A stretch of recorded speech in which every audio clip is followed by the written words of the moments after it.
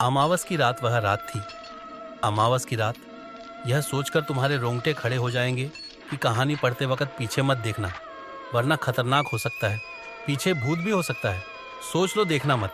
देखोगे तो रह जाओगे। मत देखो, मत देखो, मत देखो, चुपचाप कहानी पढ़ते रहो। देखो कहाँ था, देखना मत। देख लिया ना, कुछ भी तो नहीं था। मगर डरे ना, इसी तरह के भय को ही तो डर कहते हैं। डर एक ऐसी चीज बनाई है भगवान ने कि पूछो मत।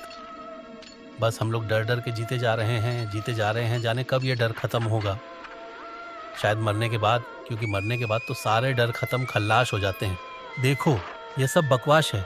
बहुत हो गई यह डर की बातें। कहानी पढ़ो। चलो, डर तो अभी लगेगा जब कहानी पढ़ोगे। एक समय की बात है, अकालगढ़ में कभी भी अकाल नहीं पड़ा था, तब भी इसका नाम अकालगढ़ था। और अकाल अब पड़ता है तब भी इस गांव का नाम अकालगढ़ है। इस गांव के अकाल पड़ने की भी एक कहानी है। सुनाऊं क्या? नहीं, अरे नहीं सुनाऊंगा तो तुम्हें क्या घंटा समझ में आएगी।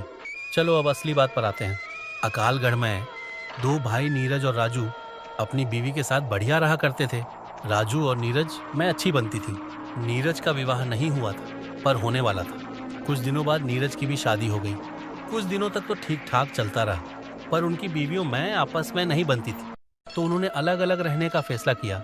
दोनों अलग अलग रहने लगे। राजू अलग होने पर बहुत कामचोर हो गया था। पहले वह भाई नीरज के साथ थोड़ा बहुत कामकाज कर लिया करता था। वह दिन दिन और कामचोर होता गया और उसकी आर्थिक स्थिति खराब हो गई।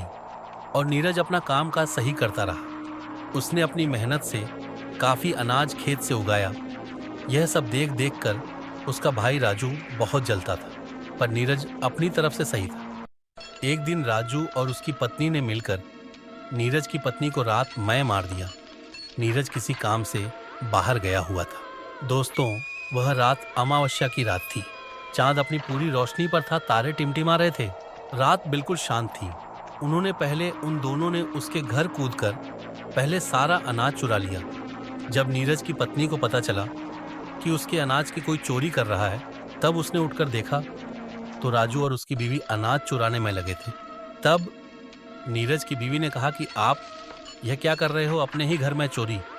यह सुनकर राजू और उसकी बीवी ने सोचा कि अगर इसने गांव वालों को बता दिया तो वो लोग हमें गांव से ही निकाल देंगे। इस डर के मारे उन्होंने उसकी पत्नी को मार डाला और दूर जंगल में गाड़ के आ गए। सुबह जब नीरज घर पहुंचा तो देखा कि उसका अनाज नहीं है। थोड़ा बहुत बचा था, वह बिखरा पड़ा था। जब उसने अपनी पत्नी को आवाज लगाई, पर कोई जवाब नहीं आया। उसने सारे घर को छान डाला, पर वो कहीं नहीं मिली। फिर उसने अपनी भाभी से पूछा कि मेरी बीवी कहाँ गई, तो उसने हड़बड़ा के बोला, मुझे नहीं पता, कल शाम तक तो घर पर ही थी। इतना पूछकर उसने पड़ोसियों से पूछा तो किसी ने कहा पता नहीं, और किसी ने बताया शाम तक तो घर पर ही थी। वो बहुत घबरा गया और कुछ लोगों को बताया कि घर का सारा अनाज किसी ने चुरा लिया है और मेरी बीवी का भी पता नहीं है कि कहाँ है वो। उसने घर जाके फिर देखा तो उसे उन गेहूं से एक चाकू मिला और कुछ खून भी पड़ा था। उसे सब कुछ समझ में आ गया कि उसे किसी ने मार के सारा अनाज चुरा लिया है। तब उसने अपनी छत पर जाकर देखा तो उसे कुछ अनाज भी गिरा मिला। तो उसे अपने भाई राजू पर शक हुआ, पर नीरज वैसे भी अपने भाई राजू की बहुत इज्जत करता था, इसलिए उसने कुछ कहा नहीं।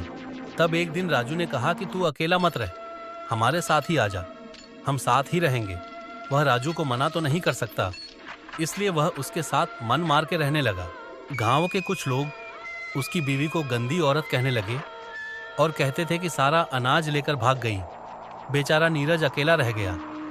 चुड़ैल कहीं कि यह सब बातें उसे सुनने को मिल रही थी। वह बेचारा क्या करता, अपने भाई को कुछ नहीं कह सकता था। एक दिन की बात है, गांव के कुछ लोग जंगल से लकड़ी लेने गए थे, तो वे लकड़ी काट ही रहे थे। तब उन्हें किसी स्त्री के रोने की आवाज़ सुनाई दी। तो उन्होंने कहा कि इस जंगल में कौन रो रहा है, कहीं कोई रास्ता तो नहीं भटक गया। तो वो लोग जिधर से आवाज़ आ रही थी उसी तरफ चल दिए। कुछ दूर चलकर उन्होंने देखा कि एक औरत एक पेड़ के नीचे बैठकर रो रही है। जब तक वो उसके पास पहुंचते वह गायब हो गई। उन लोगों ने जब इस तरह का दृश्य देखा तो वो घबरा गए, उनके तो पसीने छूटने लगे। तब एक आवाज़ आई कि अब तुम लोग कभी भी इस जंगल से लकड़ी नहीं काटोगे, और जो भी यहाँ लकड़ी काटने आएगा वो जिंदा वापस नहीं जाएगा।